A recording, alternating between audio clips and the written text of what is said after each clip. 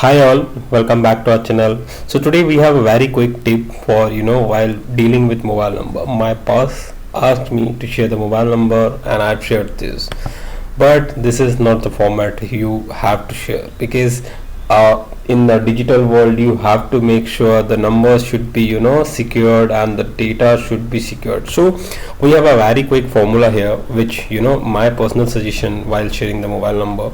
We have a concatenate formula which actually combine the numbers.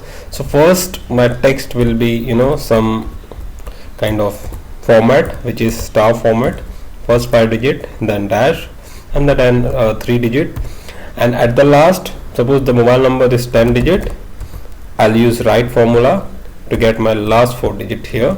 So what we have done till now is basically this is my text 1 for first 8 digit and this is my text 2 for the last 4 digit. If you enter, if you see now, this is the format which I suggest to share the mobile number with you. So data must be secured and the data must be authenticated and the personal detail will not get shared with anyone.